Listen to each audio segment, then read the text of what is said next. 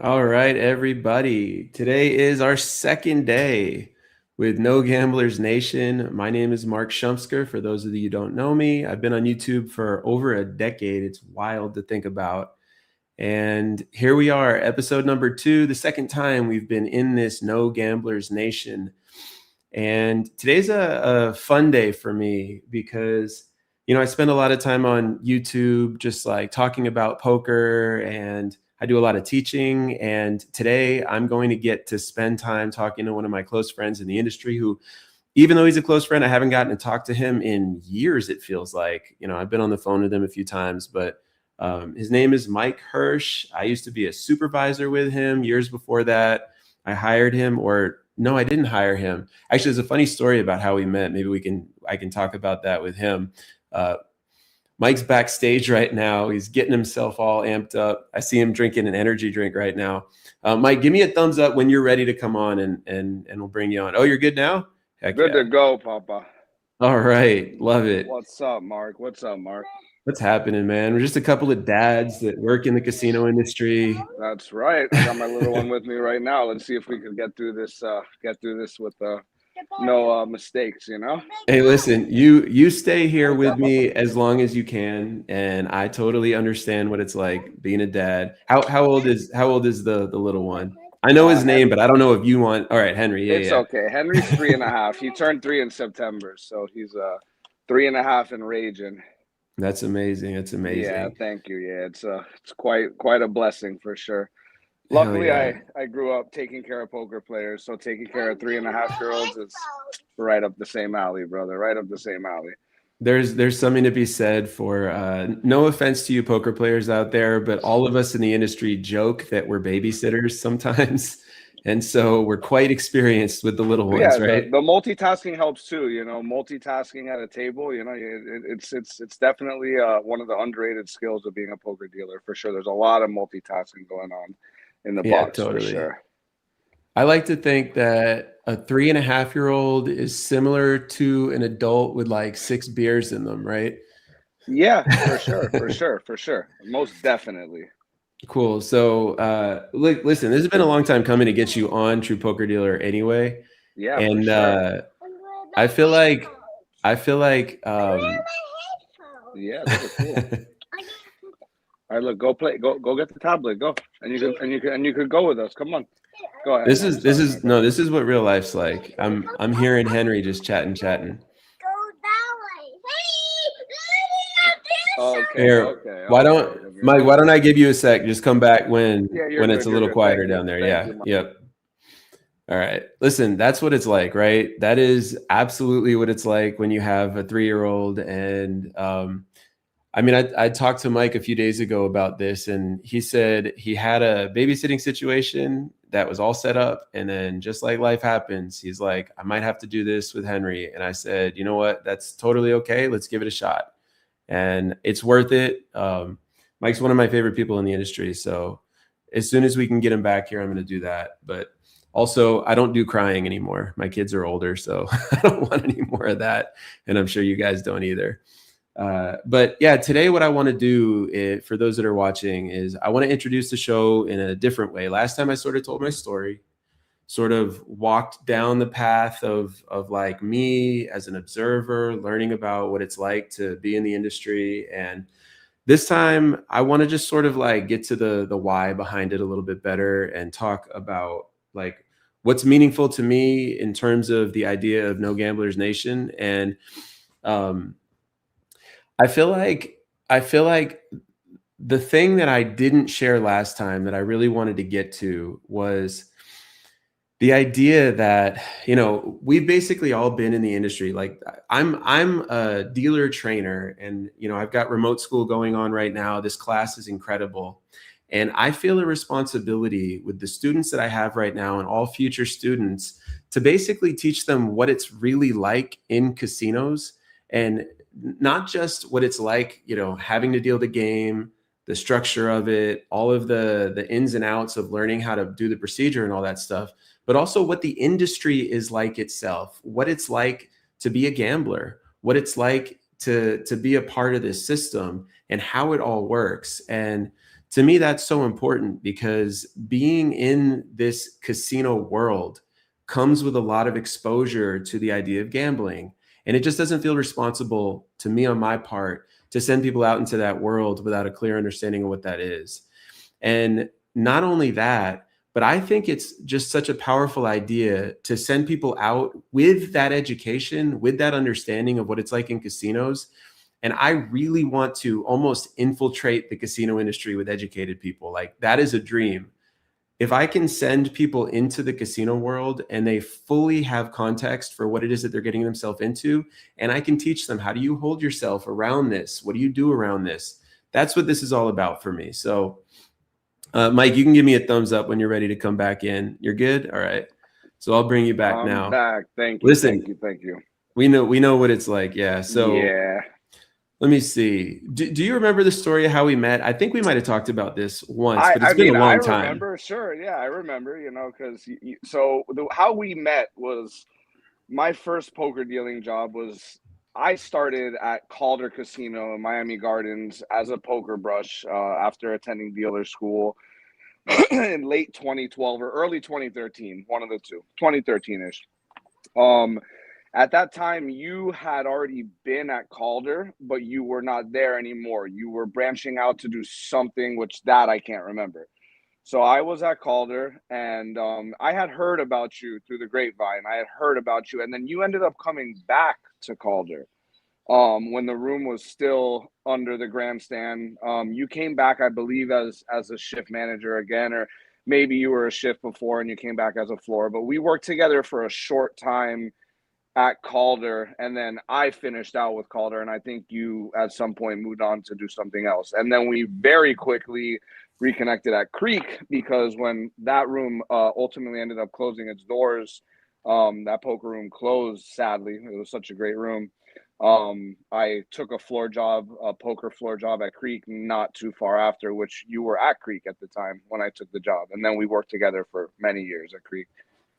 Yeah, there's definitely a sad part in my heart that Calder's gone. Yeah, and I yeah. know that they've got like some stuff going. Actually, what is it? Just tell me, because you live in Florida, I'm in North Carolina, and I've been working in Dallas. Yeah, what's at Calder nowadays? So not only am I familiar with Calder, what they've done the second time around, but I actually worked at Calder. That's right. You went back. Because I was looking for different jobs, and the gentleman who reopened Calder, super great guy, his name's Ralph. I knew him from the aisle and a couple different connections and stuff. He was reopening Calder, and he got in touch with me. When Calder reopened, I think they had different plans for it. They wanted to go full on poker and the player bank table games, which are very popular down here at all the state-run casinos for the most part. They all are getting into Ultimate Texas Hold'em, Pai Gow, carnival games, stuff like that. So they were supposed to do both, but poker kind of ended up falling through there, unfortunately, due to reasons that I'm not really sure of. But pretty much they're running their table games there, strictly table games. They have And can you remind us in Florida, like, is it considered poker? Is it under the poker laws? Is that how they get them in there? So the loophole for the player bank table games, there's two different angles. One angle is the games are supposed to be the table games or carnival games, whatever you want to call them, that they are allowed to run are games that they must be quote unquote derived from poker, so they can label it as some kind of poker game. However, that's a loose interpretation. It's more trying to keep it out of blackjack, I think, because they cannot do any kind of blackjack action, whether it's player banked or not player banked. But they do have games that have zero similarities to poker. I mean, very small similarities, like they have one where it is flushes, I guess you could put it that way, but it's not even really poker. But the other loophole is the fact that the games just have to be what's called player banked gaming, which essentially means that there's a separate entity that's banking the action on those games. And now they have companies that do it, but these companies essentially come in and they act as the house, and they're the ones who take all the hits, and they also make all the profits off the actual money that they're getting.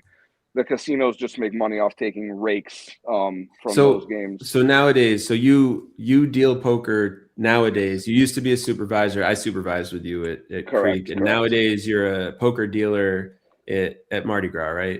Big correct. Yeah, Easy. it's called Big Easy now. It used to be called Oh, Mardi Gras, but how correct. long ago is it Mardi Gras? I haven't lived in Florida in like Dude, 5, 6 years. I think they rebranded as Big Easy either a little bit before COVID, I believe, Oh sometime around wow. then.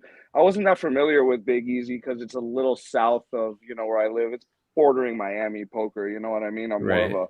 a up north guy, but um yeah, I'm dealing strictly at Big Easy, and before Big Easy I was dealing at what used to be the Isle and became Harrah's, but I've been strictly dealing for like the past it's been like 4 years now, 4-ish years that I've just been in the box, and it's great. I'm not gonna lie.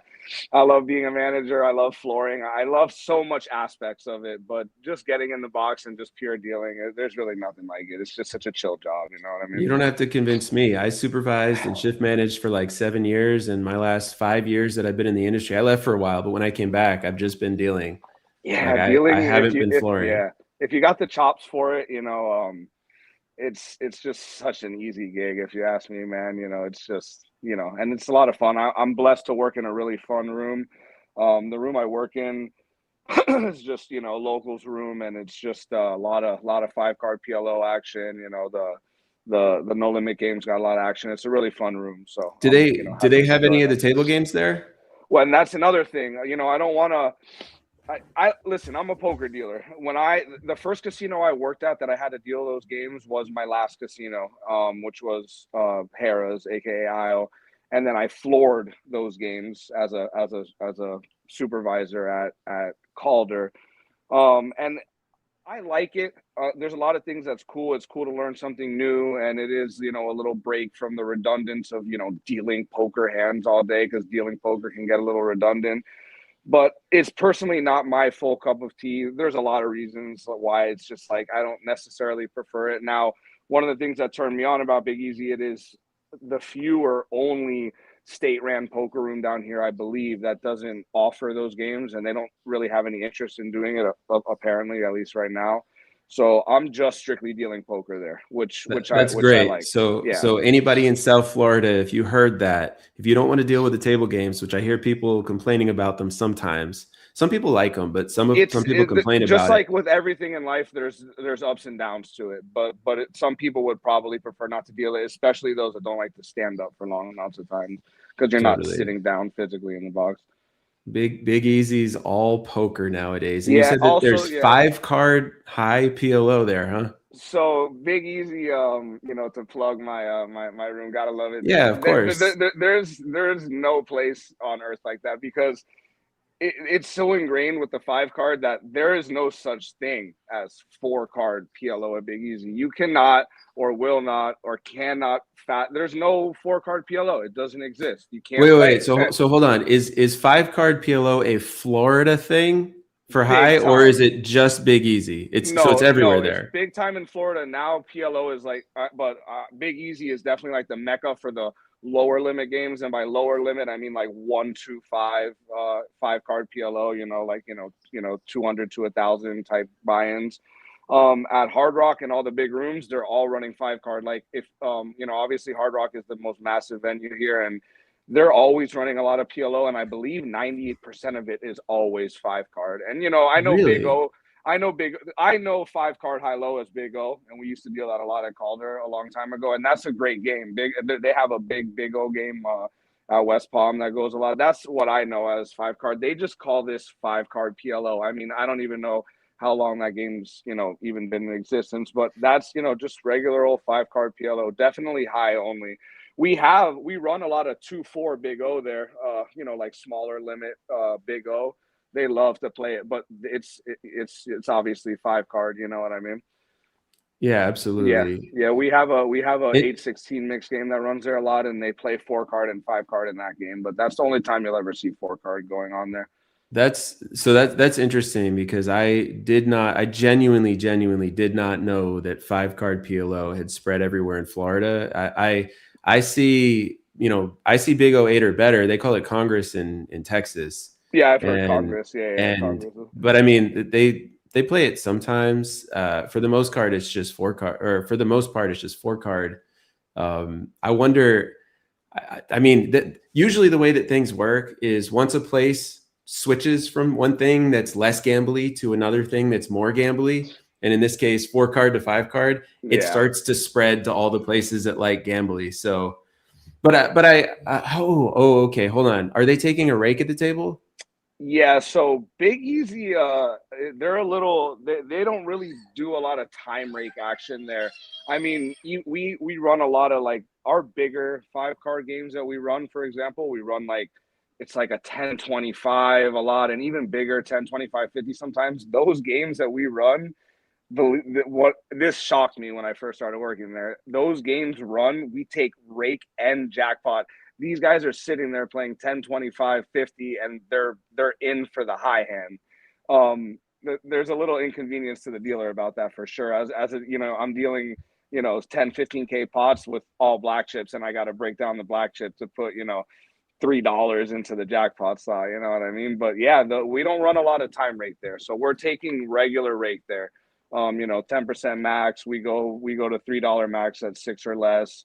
Another thing at Big Easy is the dealers automatically take we automatically take like less rake. We don't have to like call the floor and ask Oh, for approval interesting. for it. Oh, that's a COVID thing, if I remember correctly. Yeah, Because as once soon as COVID we hit happened, they six, didn't yeah, want it's too people to do that much. anymore. Yeah, Which I kind of interesting. find, yeah, it is, it puts a little pressure on the dealer because sometimes you're just dealing, but we got to be aware once we hit six players at any game, we just drop it to $3 max.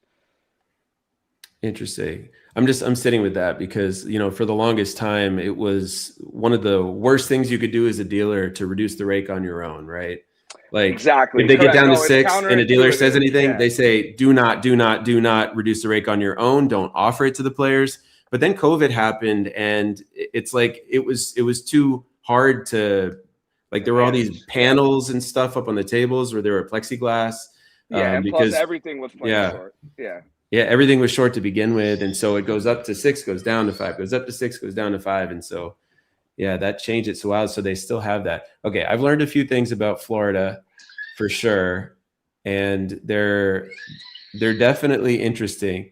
I'm gonna mute you for a second while while Henry's Let like me. that. And interesting. So this is literally my first time realizing that five card high, Big O is everywhere in Florida and is sort of replaced four card. That's good for me to know. And it's the type of thing that, when I talk to my students, if you're going to be learning to deal for me and you're learning to deal for Florida, then we got to do five card high, right? I literally just spent, it was about a week ago, we started doing PLO in my class. And next time I'm going to throw a fifth card in there. Why not?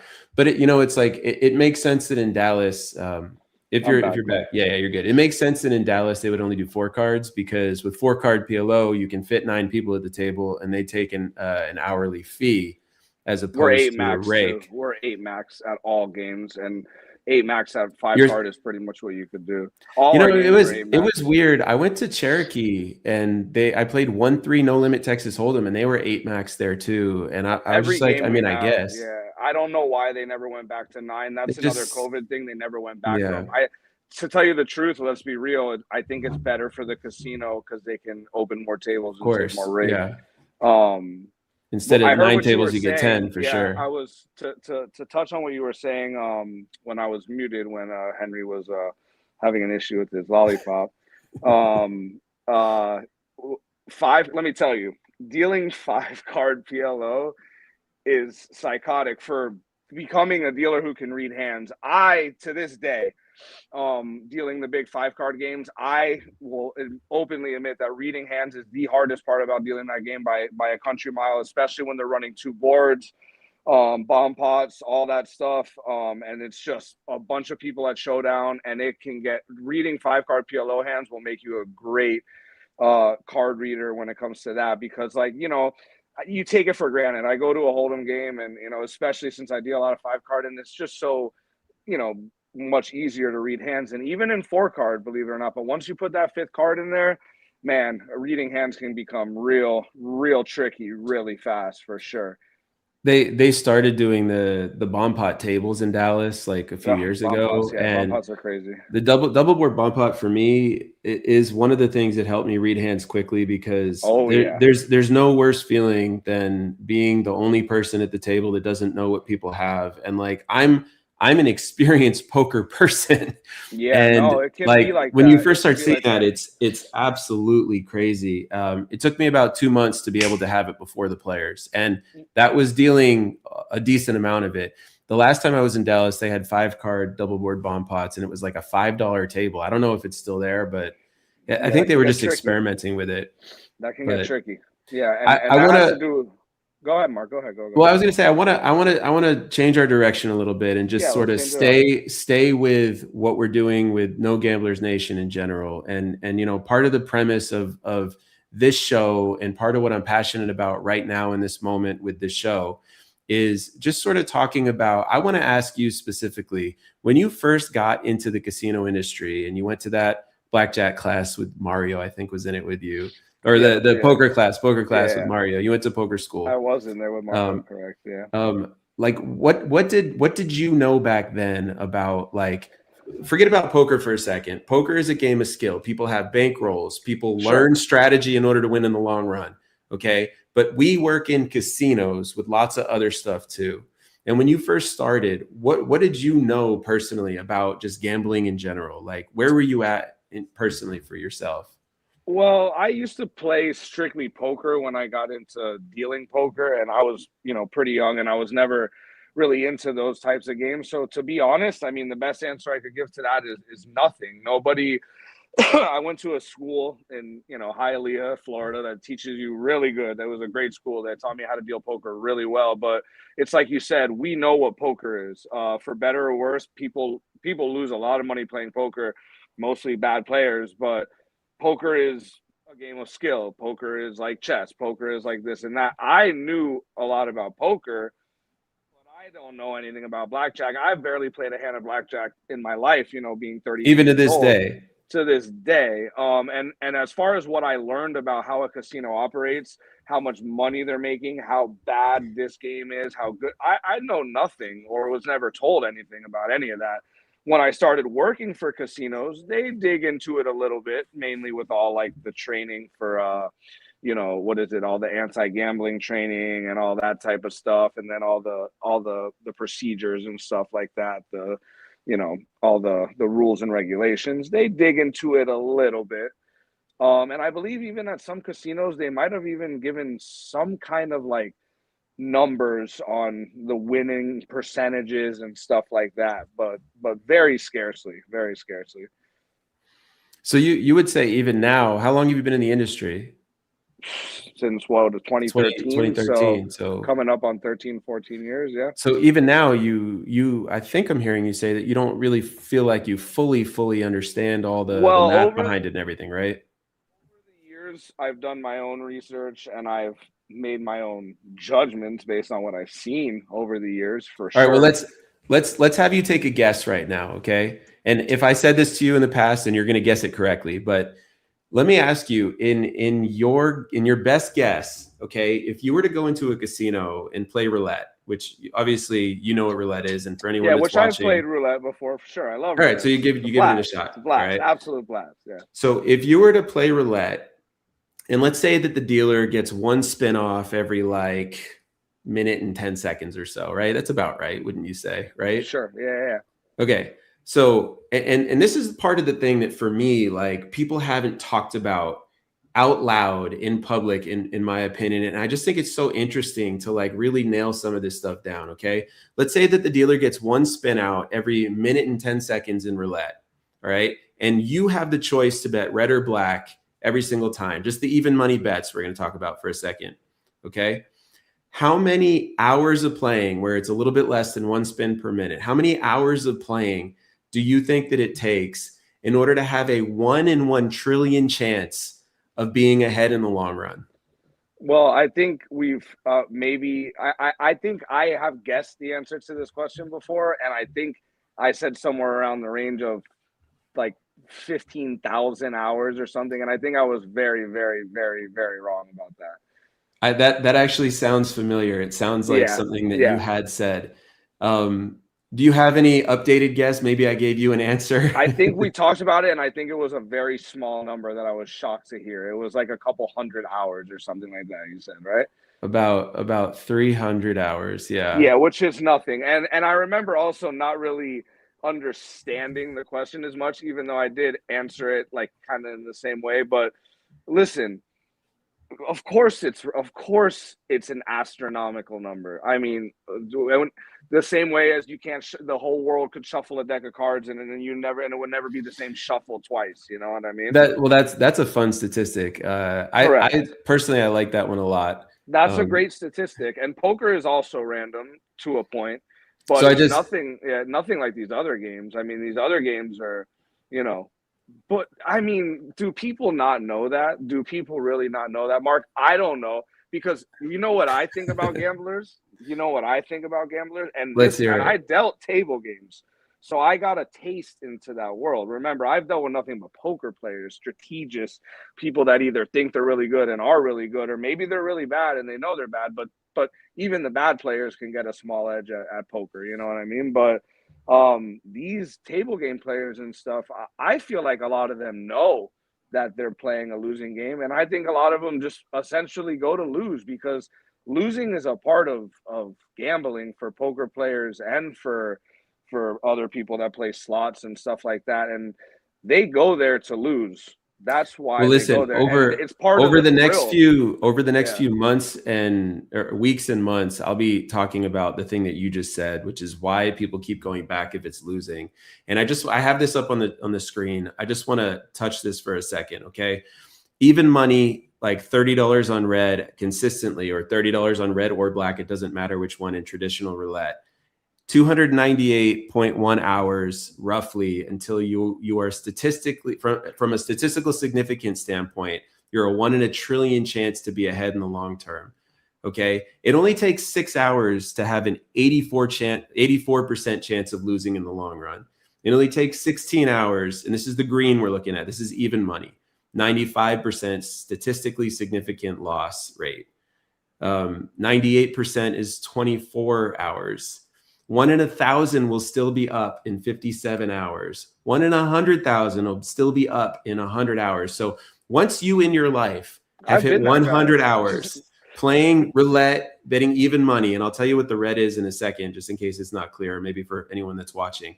Once you hit that point in your lifetime, that is your chance for what you see on the screen in order to still be up. And the single number means if you were to bet $30 on exactly one number every single spin, or an even amount on exactly one number every single spin, the red is how long it will take to be a 95%. It's 500 hours, 540 hours for 95% statistically significant to lose, and Can 1 people in a see the thousand. screen that you're reading right now? Yeah, Can yeah, people see it? Okay. it's up for them Okay. too. Yeah, yeah. Okay. Okay.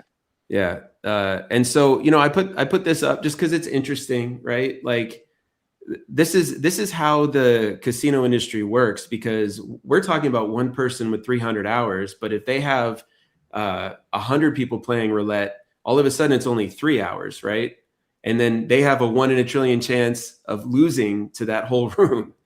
It's just the statistics of the gambling side of it for me are really interesting.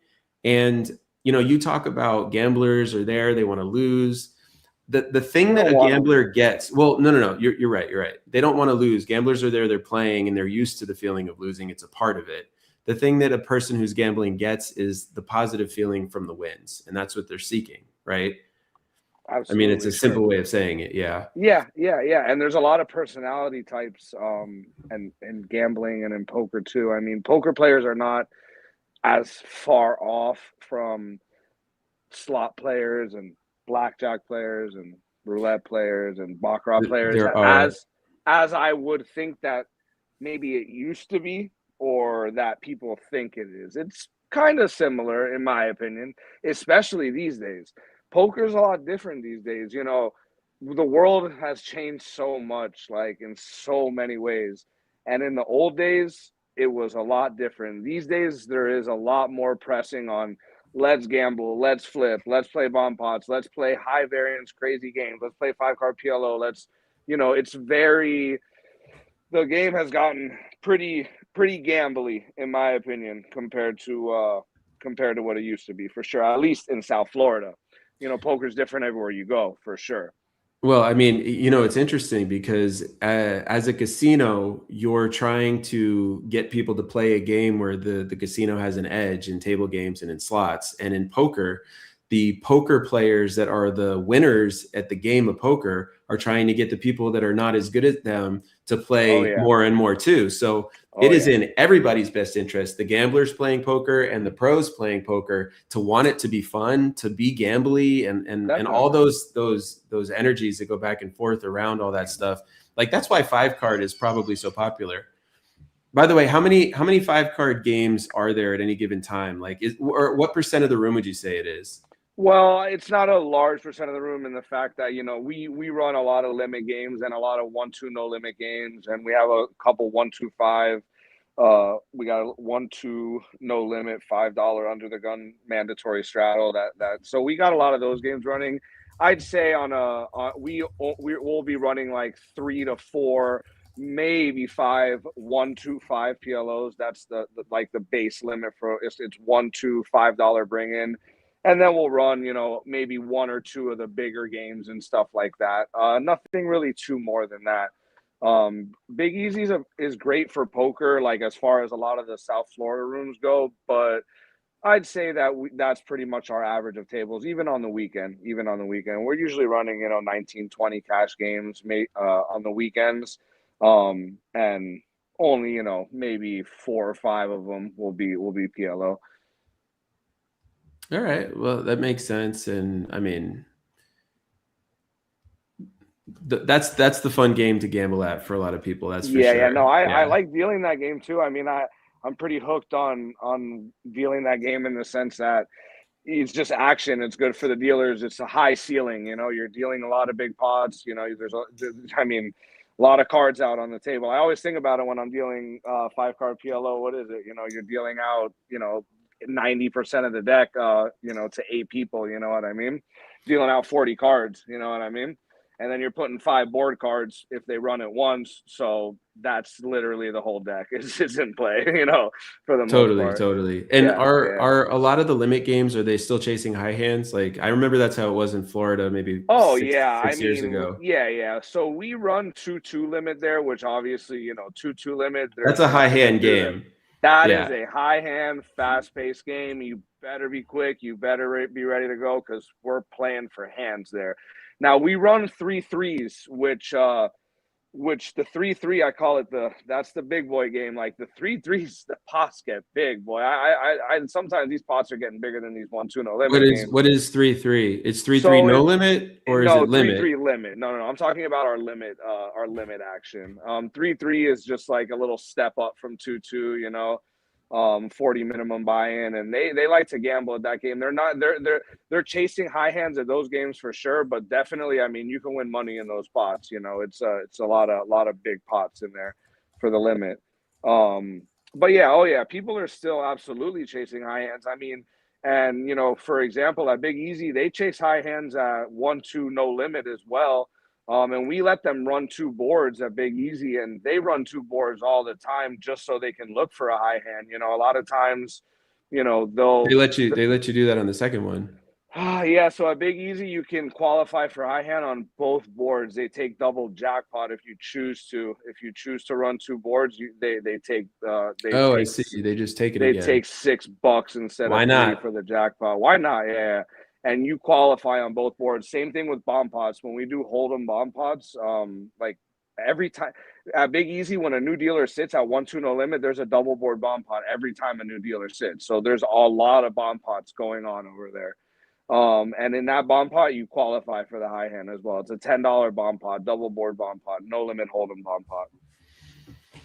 Interesting. Yeah, every time you sit, you get to deal a bomb pot. Sometimes if the players don't want to do it, we don't do it. So if they don't want to play the bomb pot, you don't do it. But if you get at least 4 players, which is enough for our jackpot promotion, then they run it because they're trying to hit high hands too. You're getting a free shot, at hitting two high hands essentially, or whatever you want to call it. Yeah, totally. Haley sent me a message behind the scenes saying to comment and see if we can get somebody to start being in the chat. And I think it's funny. So I'm going to challenge anyone listening right now. Haley will come on the show if you say her name in the chat, and she will say hi. Mike hasn't actually met Haley yet. That is correct. Yeah. So all you got to do is just get in the chat, and then Haley will pop up on the show. And how many of these have you done, Mark? How many of these? So I've been doing live streams for years. And sure, yeah, but how many of these? This is the second one. So this whole thing is like a passion project experiment, right? Like right now, I am teaching remote dealer school. So I have my own dealer school. I'm teaching people to do this job, and like I actually taught a class today from 1:30 to 3 was the time frame that we did it. It was live, and they're at a really cool stage, by the way. The people in my class right now are in audition mode, and so I am giving them like full auditions where they get a chance to actually record a video of themselves with me auditioning them, telling them what to deal via Zoom, because they have their own setup at home, sort of like I've got this, like they have it there.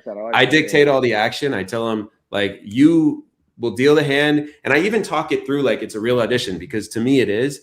And if they nail it, then they get a copy of the tape. If they don't nail it, then they get another shot the next time.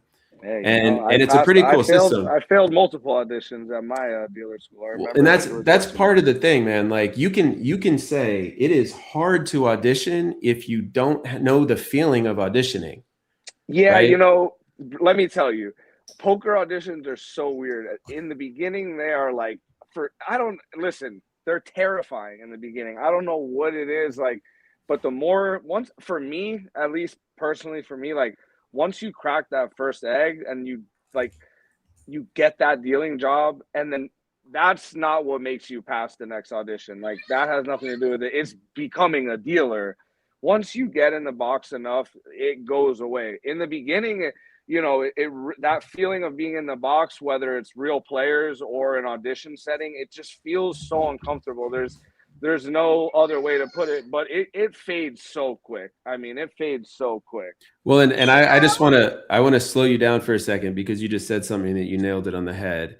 In order to be good at auditioning, you have to get to the point where you basically are a dealer. That's why, like I always say the number one thing that I was looking for when I would audition people, and I did like over 1,000 auditions and hired hundreds of dealers. The number one thing that I would say was literally, does it feel like poker when this person is in the box? And then number two is like, can I trust them? I've heard you say that before. I feel like I've heard you say that before, which is true. And I used to think when I would take auditions and I was fresh and I was new, I used to almost get mad at auditions because I'd be like, I would do way better if I was really dealing, because this isn't real. And it's like one guy walking around it, and I would get confused and I would probably mess up, which is fine. You know what I mean? Like, I've dealers, even that were very experienced dealers, like not do that great in auditions, like make like little mistakes, but they would probably like shine through enough for the floor or the person hiring to be like, oh, this guy can actually deal. But the more I dealt, the more auditions actually did feel like normal to me, because you're just going through the motions and just like pretending like you're dealing a regular game of poker, and it's definitely just about getting comfortable in the box. When I was supervising for 7 straight years, I was barely in the box. And you know what? When I got back into dealing, that first audition I took at Harrah's, I was rusty and I did feel a little uncomfortable. And then when I got into the box, when I actually got the job, I felt a little uncomfortable too. But then once I was warmed up and I moved from Harrah's to Big Easy, the audition felt very seamless to me. You know what I mean? Because it's funny you say all that, because you had a different journey than most people in the industry. Like you started as a brush. You were like, and you were amazing at it. Like you were just like on the mic. Good. We sometimes had to get you off the mic because you were so good on the mic, right? I was too good. And then you ended up getting promoted to dealer, And then within like a month, you had a decision to make about leaving the room, right? And then we talked you into super. Oh no. We No, it needed was a you to little supervise different. at the It room. was a Yeah. little different than that. It was, But either way, you didn't deal yeah. that much in the beginning, and then you No, I craved went it. straight to dual rate. Yeah, I went straight to dual rate, and I was flooring a lot, which Yeah. I do love flooring. Flooring is so different from dealing. I mean, being a supervisor and being a dealer, it's like couldn't be any more different. There's zero similarities to it. Being a brush and being a supervisor has a lot of similarities to it, but it's a That is different oddly mode. true. Yeah, it's a different mode and mindset. And to be a good supervisor, being a supervisor in poker is pretty much knowing what poker is and being the same thing as being a manager at McDonald's or AutoZone or a restaurant. And being a manager is hard, and it takes a lot of like skill set when it comes to being open-minded, non-biased, good with people, because when you're a manager you control the whole pace of the whole room. I mean, I see so many over the years, when you got a floor in a bad mood and they're getting floors that might hold grudges and stuff like that, that's gonna affect the mood of the room big time. But as a dealer, you just got to deal with it. I can deal with the moodiest of floors on any day for sure. You know what I mean? You just kind of gotta, let it go. But Yeah, definitely I'm a being a little manager bit is I'm a being a little manager is a spoiled different now. thing. I'm in Dallas at Texas Card House. I've never seen floors so good. I mean, it's just the Yeah, truth.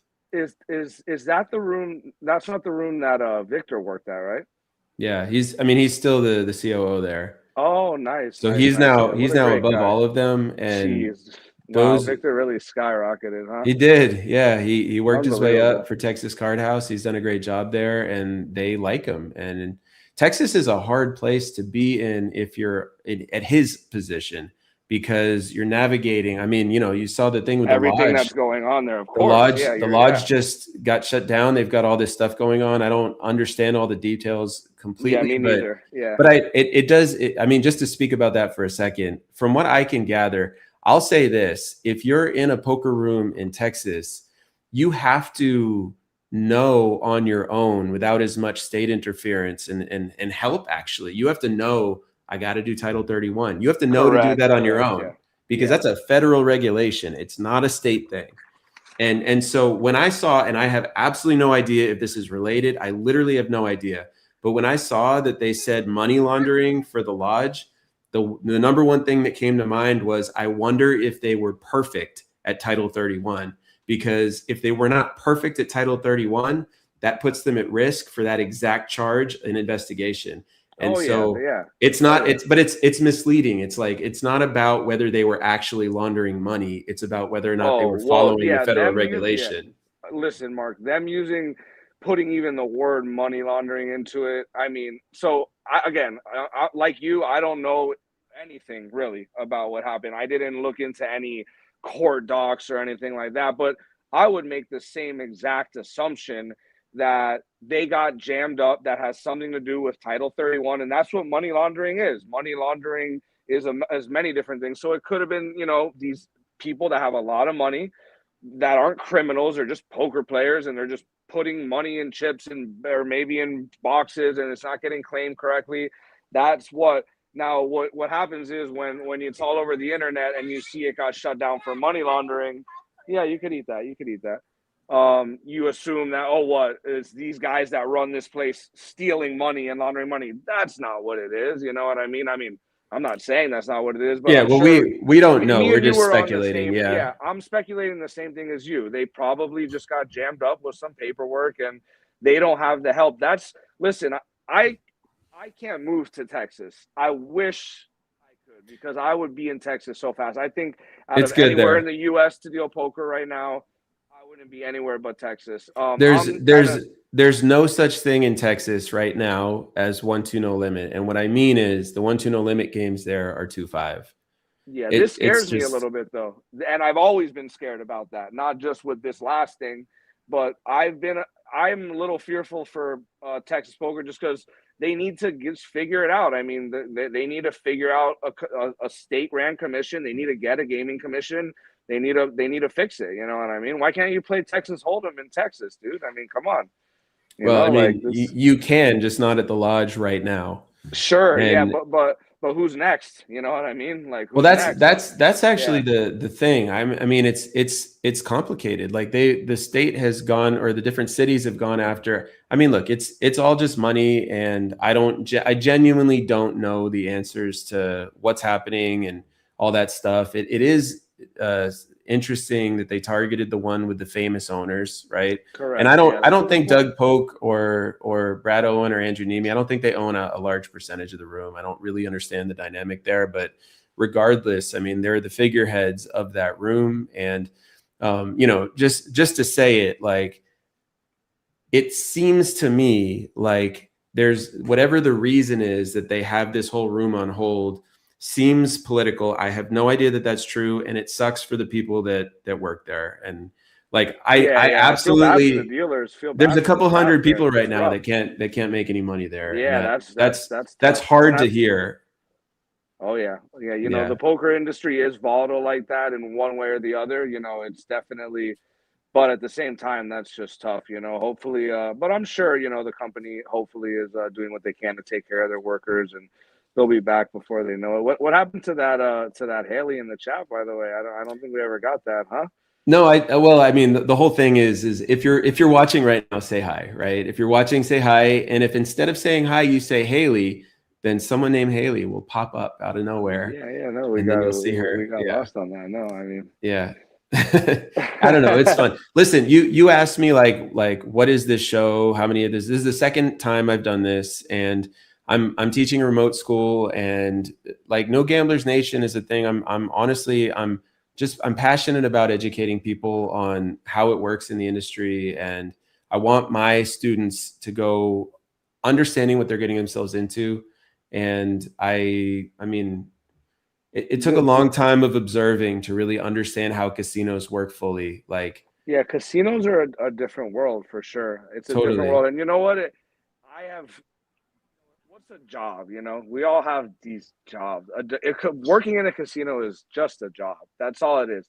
It all jobs have weird facets to them, and some jobs you get into little different little underworlds. That's what poker is. You know what I mean? Poker is a very interesting thing, and casinos also are.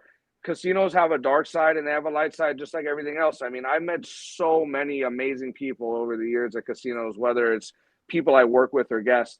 Another amazing thing about casinos that goes unnoticed is how it gives regular, I don't want to say regular people, let's say somebody like me.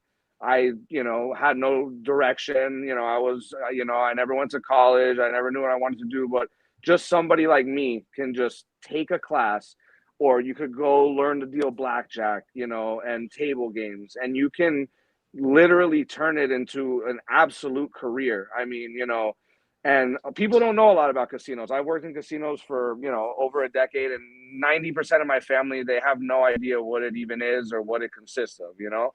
But at the end of the day, and a lot of people might not even look at it as seriously as a job like, let's say, a firefighter or a police officer or a nurse. But in reality, these jobs, they can set you up for life. They all have benefits. You can get your 401k, you can make crazy money. I mean, not crazy money, but you can make a career out of it. You know what I mean? So casinos are, you know, definitely dear to my heart. And I don't go to casinos. You'll never, ever find me at a casino, ever, ever, ever, unless I'm working. But I still love them. You know what I mean? Like when I'm out of town, I'll go to the casino. That's what I say. If I'm ever on vacation, you know, I'm hitting the local poker room. But, well, you know, you're besides that, right. You're right that casinos absolutely provide jobs for people, and I mean, there's a lot to talk about there. We did get a Haley in the chat. uh-oh, Somebody put Haley in the chat, about time. so we know what that means. Uh, let's see. Also, or actually, you know what? Before we get to that, I'm going to put this up in the chat. Is there a Haley that's willing to come on stage right now? Uh-oh, we got her. We got her. Hello. I've Hey, been summoned. you have Nice been to officially summoned. meet you, by the way. And I won't blink twice this time because you didn't like when I did that last time. Yeah, last time you came on, someone in the chat said blink twice if you're in trouble, which of course she blinked twice immediately. Don't get It the just cops called on you happened. now, Mark. Don't get the cops called on you. That's what I'm saying. I'm like, you're not supposed to do that. That's a serious thing. It was But I couldn't help it. Hey, Great we all to got to be blink. here, everyone. well, thank you for coming out. I'm going to let you go back now. We've got someone else in the comments, and also my mom's the one that it called you forth, which is really funny for me. Yeah, you can always depend on mom. Yep. Any opinions on dealing at Best Bet Jacksonville? Currently in North Carolina, debating on it. Just wanted to get perspectives. Mike, have you been up there? I have never been to Best Bet Jacksonville, but I can almost guarantee you that it's a great room. It is a buzzing room. Jacksonville's massive. I mean, if you ever need anything, it's got to be in Jacksonville. It's like the biggest place in the world. I don't know too much about it. I've never been there. But sure. I mean, hey, why exactly? Why Jacksonville? You just want to get to Florida or something like that, or Well, what's and the? let me say that Best Bet is a name that comes up a lot in Florida, but South Florida and Best Bet in Jacksonville are pretty far away from each other. Not far Six away. to Yeah, they're extremely far away. Yeah, Yeah, it's very like far 6 to 8 away. hour drive. It's Yeah, it's very quite a far away. ways. So it makes sense that you wouldn't know. I spent 11 years in South Florida, and I actually have never set foot in Best Bet, and I've been in all kinds of poker rooms and casinos. So what I can say is when I hear about poker in Florida, Best Bet's always toward the top of the list. So all I can say definitively is I hear that it's a good room. I've never actually been in there myself. And I don't know. I mean, I don't know firsthand, but I've heard good things as far as Florida poker goes. It sounds like the action there's good, but it's all just guesswork. Goofy Guy says you've been summoned. Best Bet Jacksonville is an amazing poker room, one of 3 that they own, all within half hour, 45-minute drive to each other. And that's great. Yeah, see that I didn't know, and that's always good too. It's good to have competition around. It's good to have multiple rooms. I mean, I think of places in Florida that I kind of know of, but kind of don't know of, like like Daytona, right? Daytona, I hear they have a great room up there, but from what I would think, it's the only show in town, which is okay if you live in Daytona and if you can work there, and maybe like if it doesn't work out, you have like other stuff. But it's good to be in a place with a large population, I think, of rooms, because I'm not saying you're gonna leave a room and work at every other room, but I think it's good to have that option, especially if you're moving from another state. You know what I mean? So the fact that Jacksonville's got that room and another room and another room within an hour of each other, I think that's a good sign in all directions for sure. I don't actually remember there being a lot of rooms in Jacksonville. I maybe I'm wrong, but I feel like I remember Best Bet being like the main one there for a while. And I genuinely don't know that area that well, but it's like you know what it is? I remember when we were at Calder and I was a shift manager, I would see the revenue numbers all the time. And I remember Best Bet would constantly be up toward the top for the revenue numbers. Yeah, it's a huge room. You said just wanted to get somewhere in Florida. Oh well, yeah, Florida is massive, my friend. Lots of places. South Florida is great. Jacksonville isn't quite as much South Florida, but you have many options in Florida. And I would look at more South Florida around where I'm at, Broward County. You got, I'm not even gonna name all the rooms, but there is a lot of rooms here. There's a lot of rooms here, and go ahead, Henry, go ahead. And they're all pretty great. So definitely just do your research. And if you don't like South Florida, then there's a lot of places up north too. And even Tampa, stuff like that. There's rooms all over Florida for sure. And trust me, you can get a job down here. Whoever you are, are they still actually? Let me. Well, yeah. Did I teach you? I wonder. Listen, if I can leave anybody with any message today, y'all can get a job dealing poker. Trust me. Just if Mark taught you especially, and you think you can deal poker, and you think you're ready to deal poker, you can be a poker dealer down here. I'm not saying that in a bad way or a good way. In the old days, it used to be a little harder. These days, I think it's not easy, but you can get in a little raw. and you're going to get your reps in the box and you're going to get better.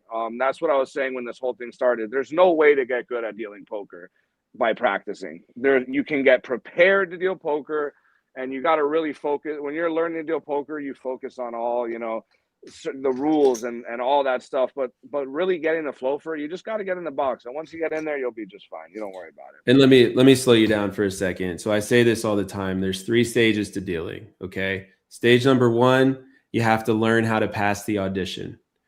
Once you pass the audition, stage number 1 is complete. If you want to learn how to pass an audition, Remote Dealer School, True Poker Dealer Remote Dealer School will teach you 100%. Okay. Stage number 2 is what you're referring to. When you get the job, you get time in the box. That's when you really learn. It takes about like 3 to 12 months. Everybody's a little bit different. It takes a while after you get the job. It took me a long time, to get comfortable. Yeah. Yeah. And once you get to that point, that's when you're through stage 2 and you've got all your habits caught up. You're caught up to what the rest of the dealers in the room are able to do. Your speed's there. You don't get speed right away. It's like people that are hiring poker dealers like myself in the past, we're evaluating if the person's a good fit for working in the room. We're not evaluating necessarily, are they the best dealer today? It's like, do we want this person to work there? And stage number 2, after you get the job, it takes a little while. Like we said, stage number 3, though, that's the fun stage. That's where we're at nowadays. That's when you sit down at that table and you can just be yourself and resonate and vibe with the table and like be there with everybody and understand the dynamics of what's happening. Like you understand that this guy's a pro over here. This is how you want to interact with him. This guy loves to gamble. This is how you want to interact with him. The table dynamics, all that stuff. Oh yeah, for sure. And everyone's a little different with that too. I'm one of the most, you can't keep my mouth shut. Everybody knows that. I love to talk. When I'm a floor, I'm a big talker, but when I'm in the box, I've always been pretty close to silent when I'm in the box. And I definitely, have to focus, on the game for sure. That's what I enjoy about dealing, running the game, running a smooth game, that's what makes you fast too. Speed is nothing. You could pitch the cards as fast as you want. It's not going to make a difference if you can't run the action. Running the action is what makes a smooth game for sure. No doubt about it. There's a lot to it, especially when you get to the more challenging games and all that stuff. And I want to just take a second and answer this question because look, Texas Card House is where I work. So it looks like Jacob Ross says, Mark, do you have any tips or ways to get a job over at Texas Card House? I'm currently a dealer in a smaller room in the Dallas-Fort Worth area, and I'm getting a hard time trying to get my foot in the door with them. I do have some tips, okay?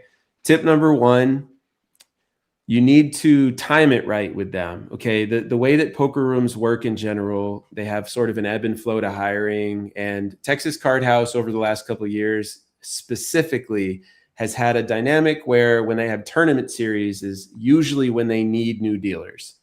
And the tournament series, it's almost like when the tournament series comes and they expand the number of dealers that they need during that tournament series, they're at a spot where they got to hire people. And so they do more auditions then. And I think that they just had one of those about 2 to 3 weeks ago. The other thing is like, uniquely, you're talking to me right now. I actually work there. I do train dealers in remote school, and I also train dealers sometimes separately. But now that I've opened remote school, your best bet would be to reach out to me, and you can go to truepokerdealer.com and just send me a message, send me an email. I'll give you a path where you can do a call with me, and we can actually work on that. Or maybe we can get that. Haley, can you get the link in the chat for the pathway call? Because I offer a service literally nowadays, and my calendar's a little bit booked, but you can get in there every week where you can spend 30 minutes on a Zoom with me, and I'll help you figure out for you exactly how to achieve the goals that you want for where you're at in the poker dealing world. Whether you're a beginner and you're looking to start out and see if it's right for you, or you're an advanced dealer and you're looking to get in the room that you want, or whatever it is. So I can help you with that. And Haley will get that in the chat. Looks like it's there right now. Yeah. So you can just book that call with me and I can help you with that too. or send me an email, whatever it is fine. But I mean, I have a unique relationship there. I've been told by the manager at one of the 2 rooms that if someone passes my audition, which he learned from me originally, he's a GM there now. He learned from me originally through True Poker Dealer. And if somebody passes one of my auditions, as long as they're hiring, he'll let them get in. And I'm very strict about it, but you can learn from me and I get you there. So that's your answer. And I'd be curious to hear a little bit more about what the experience has been as sort of an outsider in town. Usually when they say no to people, it has to do with the expectation that they have around specifics of how they require dealing compared to some of the habits that people like. Dallas is a place where a lot of the people that have learned to deal over the years have done it in underground games. And the habits that you get in underground games sometimes don't translate. So, one of the things that we might do is talk about that. But that is something that I can help with for sure. And that was my long-winded way of saying that. Let's see. That's one of the facets to this job too, is actually getting the job. It can be kind of confusing, like it's very even vague and weird sometimes. You don't even think you're going to get a job, and before you know it, you got the job. That is very true. Even weird, when you audition, sometimes they don't tell you until they tell you. No, I got so lucky to get hired at where I work. I mean, it's just timing is everything. Big time. Timing is huge. What you said, you got to like time it right, with the time of year and how busy it is, season, this and that, and you just got to get lucky. I mean, a lot of places, you can just go online and apply and get a call back. But it can be a little tricky for sure. When you're, but that's why you got to be open-minded with these rooms. Nothing wrong with moving around. You know what I mean? If need be, that's for sure. Yeah, totally. And rooms understand that people like bounce around and find the right room for them too. Oh yeah, for sure. Yeah, and you can always go back. I mean, I went back to Calder. Who knows where the next turn will take me. Well, it looks like you've talked to me, Jacob, and sent me an email. And I mean, it does sound familiar. And I feel like I would have invited you to the remote school or to the pathway call. So just jump on the pathway call. That'll get you what you need. We'll figure it out over Zoom. Let's see. And I had this up on the screen too. What was it? This is just Vespa Jacks is on Monument. They have a location in Orange Park, and their 3rd location is just south of Jacksonville and St. Augustine. So it sounds like it's all 3 rooms by one company, maybe. The parimutuel licenses fly around out there and are worth a lot of money nowadays. That's for sure. Henry's been a good boy, man. Yeah, I was going to say, you've got an hour in a row with a 3.5-year-old being mostly quiet. That is absolutely unheard of. I'm using some deadly cheats, Mark. I'm using what are they? Electronics. I'm using electronics. Okay, please don't judge. My child's screen time. Yeah. He's on his little tablet, and I gave him a lollipop, and that lollipop has been lasting. What what a weapon for the 3.5-year-old. I love that. For sure. I was gonna give him a popsicle, but that would have been bad because then it would have melted, and then I would have to go clean it up and stuff like that. This question up here right now: will a poker room hire you if you're not rock solid experience with PLO, for example? So I want to answer that first, but then I actually want to know what your opinion is in Florida. So in general, if you're trying to get a job at a poker room that has PLO, then you're going to need to be able to deal PLO. Not every poker room has PLO. Some poker rooms are just Texas Hold'em. Usually they're the smaller ones, but any poker room that requires PLO because they have PLO, you're gonna need it most likely. But I am curious what the answer would be in Florida, because you made it sound like it's hard for them to get dealers. Well, it's not that it's hard for my job to get dealers. They've been weird with their hiring process. But down here in Florida, sorry, give me 1 second. Well, we'll get an answer from him in a moment. And he's pulling out some more of the stops. That's cute.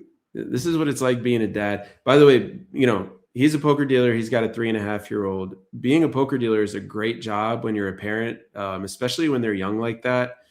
you have the ability to be with them during the day a lot, and then they're with someone and you go work at night. I did it for a while when my kids were young, and there's like a lot of 9 to 5 situations require daycare. And so when you work at night, you don't need to pay daycare during the day, right? You've got one person there with the child at all times, pretty much. So it does help. And it also, you go through a phase and it's a little bit challenging. Here, let's take him off the screen for a second, and it'll just be me. He'll come back when he's ready. Let me see. And I'm in Florida, so I'm interested in this answer. Yeah, we'll make sure that as long as he comes back, which I can't control, but I think he'll come back. As long as he comes back, we'll get the temperature from him. He was a supervisor for years in Florida, and nowadays he's chosen to be a dealer. And I will say also, one thing that I like about dealing over supervising is that as a dealer, you don't have to take it home with you. So when you're dealing, like when you have young kids, it's hard to take stuff home. Right. Having a 3.5-year-old, if you know, right. Anyone that doesn't have kids yet, you think, but you don't know. But if you know, not having to take it home with you is just a great thing. So yeah, man, there's a lot of topics here that we've covered today and a lot of good comments. What else was one that I hadn't seen?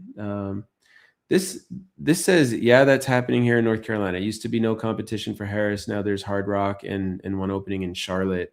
I'd be curious if you're still on to hear what's opening in Charlotte. I keep hearing about a casino in Charlotte. I live in Asheville, North Carolina, so I'm actually pretty close to all this stuff. But I have a little trouble understanding. Like, I know that Cherokee's out there. I know that they have a huge poker room. They have great WSOP events. I don't really know what's in Charlotte. People talk to me about it from time to time. I do know that the Hard Rock opened just on the edge of Virginia over here.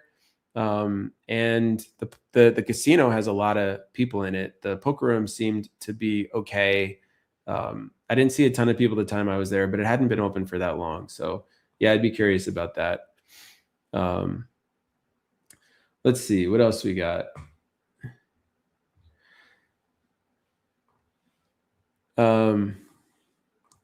I've got Haley backstage making suggestions. I appreciate it. And then rolling her eyes when I say that. You live in Asheville. I'm in Marion. Two Kings will be in Charlotte. Not sure if they'll have poker. Gotcha. Mike, give me a thumbs up. Oh yeah. He's like, I'm ready. And my window is thin. Baby, we're back. So, yeah, we cursed it. We cursed it. We were talking about how good he's been. We did ourselves in, man. We did ourselves in. Well, I mean, time. Father Time is undefeated. Florida poker answer. That's what we're looking at. The Florida poker. Yeah, well, he wants to know how badly you need to know PLO, or better yet, for the poker rooms that you know about, which ones need you to know PLO, and are there any that don't? Oh, so let's go down the list. If you got Miami, you got Magic City, they run PLO. Miccosukee, they run a whole bunch of PLO. Even the limit games, the little 2-2 limit games they play 4-card PLO. My Casino, a 5-card PLO mecca. Dania has a massive PLO private game. Harrah's, multiple PLO games, and a huge, massive PLO game that's only there half the year because these guys are high rollers, but that game. Kennel Club, Big O and PLO running all the time. Creek, PLO running. If you're coming to South Florida, I don't know about Jacksonville and up there, whatever, but I can only assume it the same.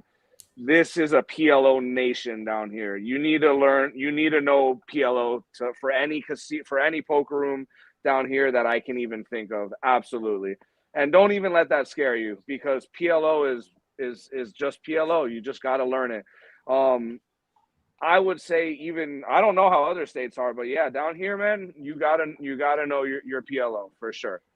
For me, starting on Wednesday in my remote school is when I'm actually going to be testing people on PLO for real. Yeah. To who was it that was asking? Oh, well, there was Goofy Guy and somebody else.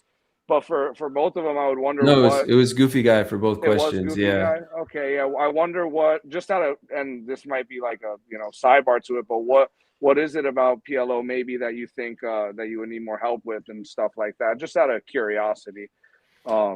Also, just to throw it out there, I do know that there are some dealers at Dania near you that they don't deal PLO and they don't deal the high stakes game there, and they're still in the room Yeah, dealing Texas correct. Hold'em. Okay, so there you go. That's Yeah, a great example. Dania's a room That that I makes think you sense. can I get know in. a lot Yep. of people at Dania. Okay, and you're right. Their PLO game that they run there is only their massive private PLO game, which is extremely lucrative for dealers, mind you. But that's besides the point.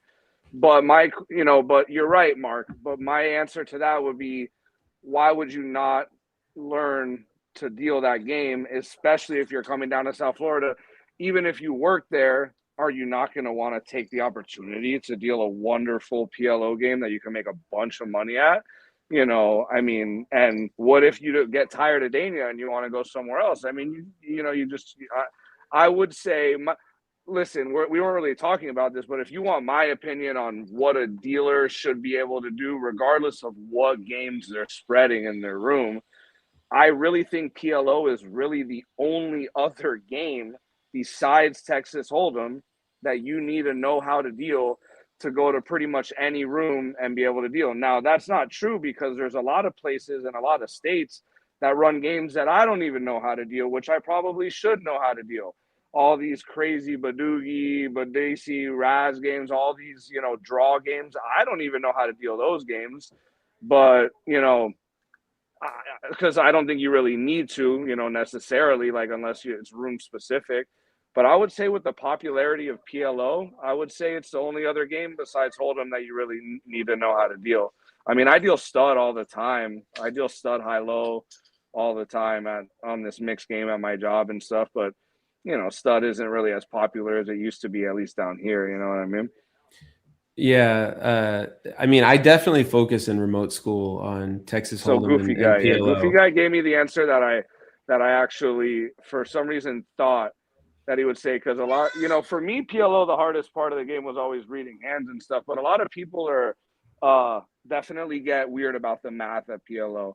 Let's look at this, Mike. I was thrown into the WSOP my first day and had to deal 1025 PLO. My first table, was beyond nervous. Wow, yeah, that's a brutal start. That's relatable though. Like I remember the first time I had to deal 400 800 mixed game for Mizrachi's game at the Hard Rock in South Florida, and I was just like, oh boy, here we go. Like that's literally how it goes sometimes. Oh yeah, I remember my first hand of PLO that I ever dealt was at Calder because one of the players was like having something happened with the dealer. The dealer had to get out of the box, and they threw me in like a 5-10 PLO game over there.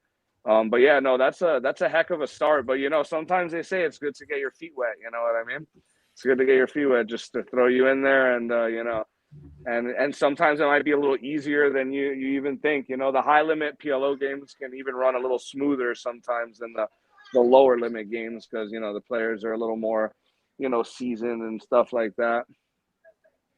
Yeah, totally. So, I mean, I totally agree with you. The way that I teach my school is to focus on Hold'em and PLO because those are the games that 75, I literally said today, 75% of the country, those are what you need.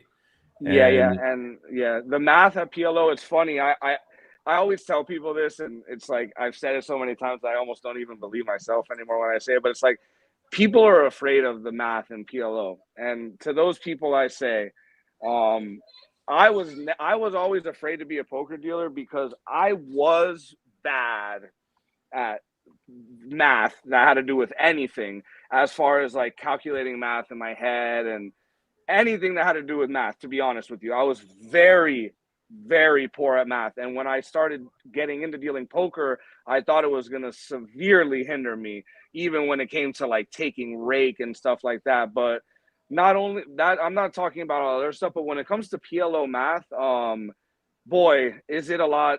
Do you pick it up a lot faster and easier than I think, because you have so many visual cues of actually seeing the chips, and then you kind of just got to, learn your little math tricks and stuff like that. And really, a lot of it has to do with memorization, which people don't realize. It's like I always tell people, how many increments of 5 are there? You start memorizing it to the point where like I don't know that 15, times 5 is 75. I'm not doing that math in my head. A $15 raise at PLO is an extremely standard raise at a 1-2 PLO. And there's only 8 players at the table. So there's going to be anywhere from 3 to 5 players. And I've just done that so many times that when I know it's 15 and 5 players, I just have that 75 in my mind. And it's just more memory than anything. You got red chips and green chips going into the pod. So just don't overthink it and just learn your tricks that Mark teaches you, and you guys will be fine. You know what I mean? For sure. Well, and then there's this too, the comment here, after dealing the 1025 PLO, it helped a lot, to be honest, and the players were definitely helping me out, which was chill. That's literally how it goes sometimes. Every once in a while you get games where the people just are like expecting you to be perfect at it, but a lot of the time they're understanding. They know that you're thrown into it. Maybe they ask for a dealer and they're like, we don't have anyone that can do this really well. And they're like, just give us anyone. We'll help them. Like, the players will teach you better sometimes than anybody. Yeah. Sometimes. I mean, it's not about that. It's their game sometimes, and they want to make sure that it's being dealt the way that they want it to be dealt, right? Like, one of the things that's really challenging is there's 100 different versions of dealing these different games with small, tiny little details that change. And so when I teach people to deal, I tell them, here's what's most common. And then whatever I say is secondary to what your supervisor says.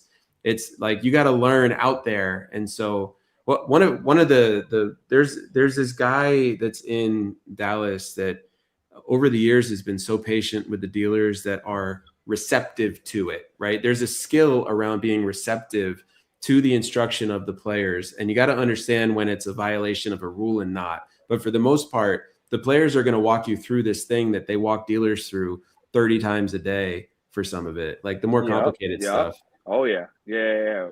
Definitely. And they do it over and over again, which is crazy. Like you said, that's crazy. But no, yeah, I see what you're saying. And I'm one of those with bad habits from dealing underground in Chicago for 4 years.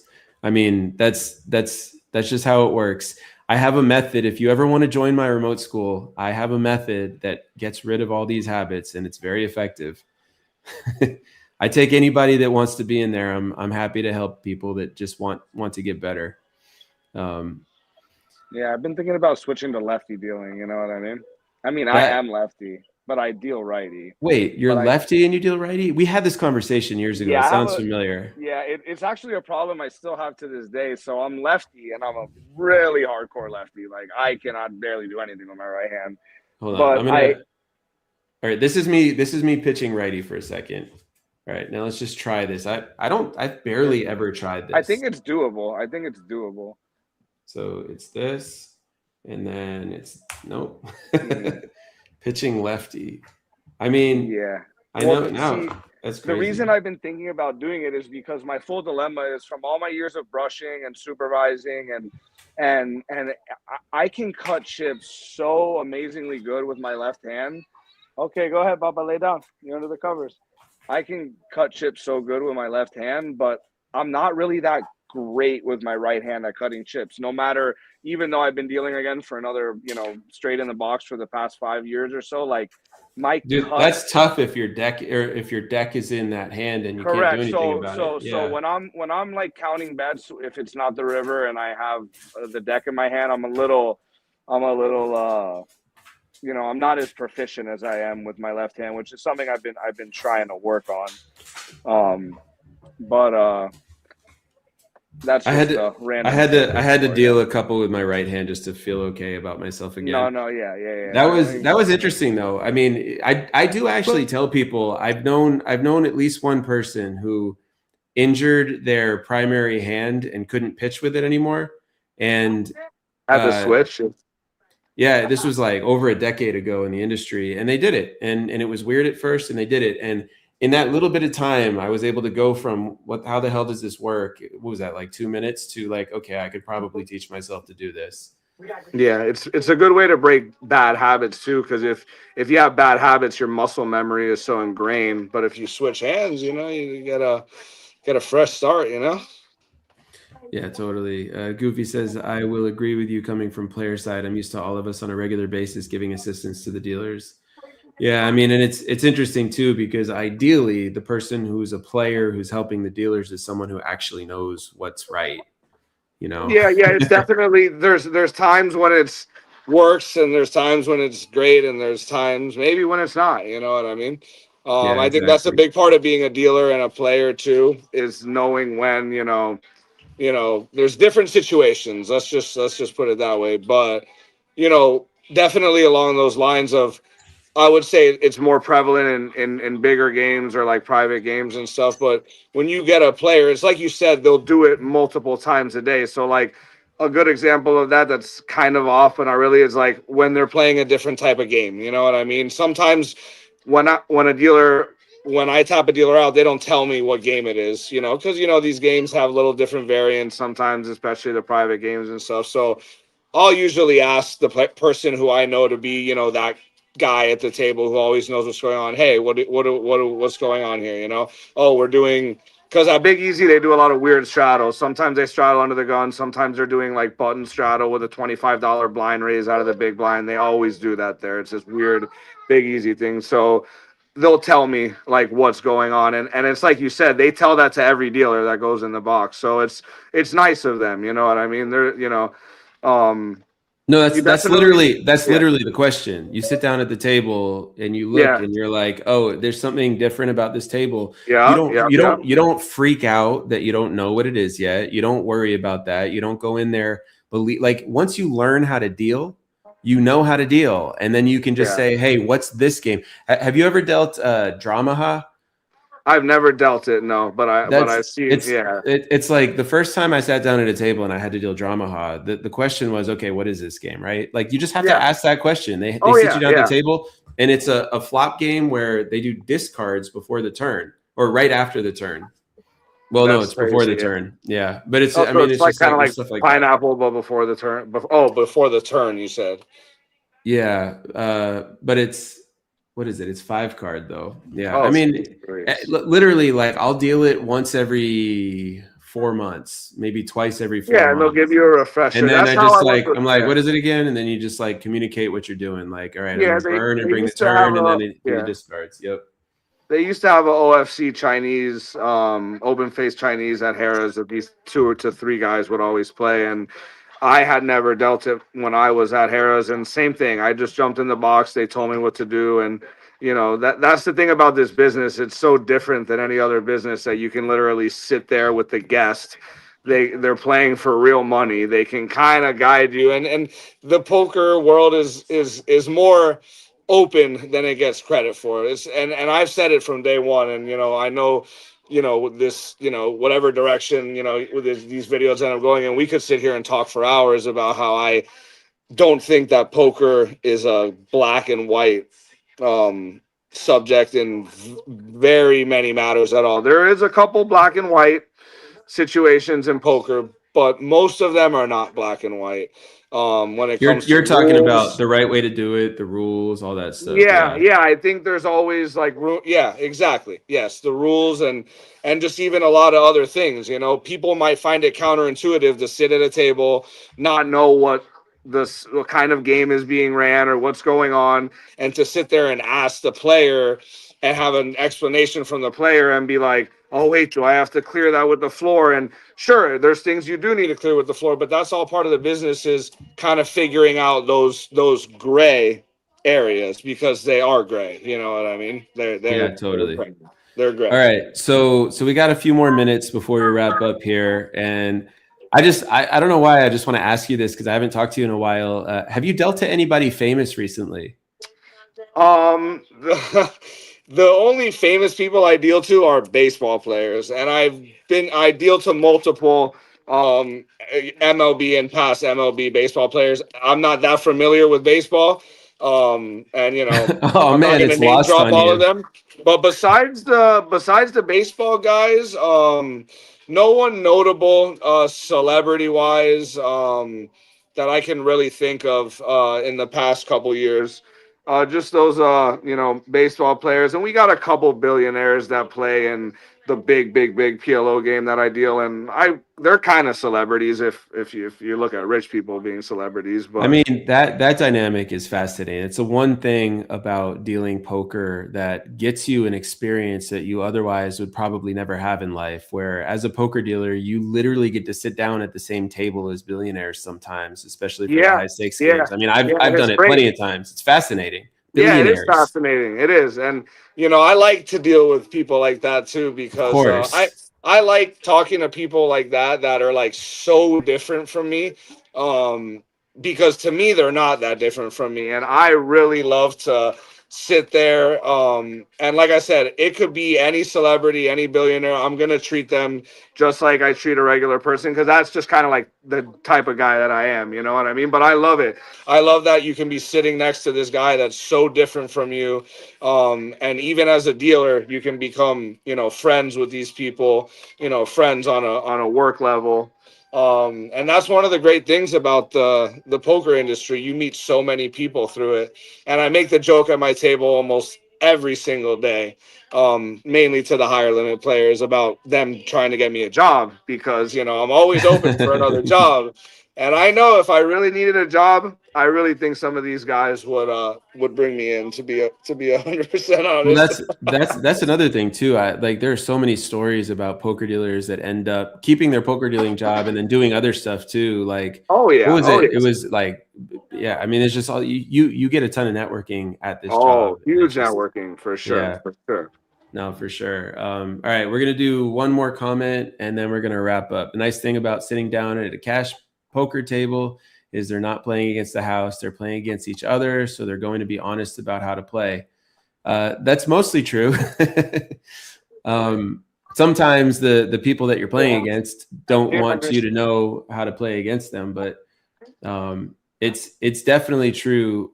I mean, the difference between playing against a house and playing against other people at the table is a fascinating concept to me personally, and that is sort of the theme of No Gamblers Nation. But I want to wrap up with Mike for a second here and just say, first of all, thanks for spending all this time. I mean, as a dad who has a kid that you're constantly watching, how many hours a week would you say you're with Henry? This is just dad comment for a second. Yeah, I mean, let's see, hours. I mean, most days, you know what I mean? So I got, you know, he actually just came back from a little trip to my mom's house. He was with my mom and my aunt over the weekend. So that's one good thing about working the poker job, is that I get to work my nights, and I get to spend, I have every single day open to him. You know what I mean? It's a little tiring, don't get me wrong, but it's a little bit of a cheat code. That's one, working in casinos and having kids is actually pretty nice.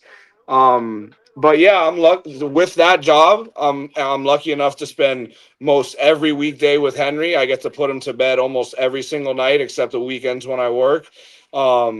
So yeah, I get him, pretty much all week, and it's a blessing for sure. Well, I definitely appreciate you being here and chatting all The about hardest part is the South cooking. Florida. Yeah. Oh God, I remember that. You just got to figure out, what am I going to do with this ground beef? Am I going to make hamburger helper? What am I going to do? It's the never ending question. At 10 and 8, I had my kids going to Trader Joe's. I would give them each $75 and tell them, I need you to get yourself meals for the week and cook them yourself. That age old parenting, they say, oh, don't ever say it's going to be easier when they're older, but I'm just waiting on that day that I can send Henry into Trader Joe's by himself. Well, And I'm there too, but they took their own shopping carts and it no, was trust me, actually I really get what cool. you're Yeah. saying. Yeah, you're not Yeah. just leaving the children alone in public places. I get it. Yeah, of course. Well, But listen, Mike, it's been great having you here. yeah, We got thank like you 2 for minutes having me left, so on. I'm going to wrap up, but Yeah, I'll be in go touch ahead. with you in a little bit, but thanks No, for I being on appreciate here. Mark, and I appreciate all you guys, and good luck to everybody out there, and stay safe. Appreciate it. Later. All right. Well, that was Mike, and that was amazing getting to spend some time with him. I mean, I worked with him, I want to say 4 days a week for years, and that was a different life for me in Florida. And it's been, I think that was, when did I leave there? Geez, it was 2015 or so. So it's over a decade since I worked with him regularly, and it's fun getting to catch up. And for everybody that's been here watching, everybody that put comments in the chat today, definitely appreciate having you guys here.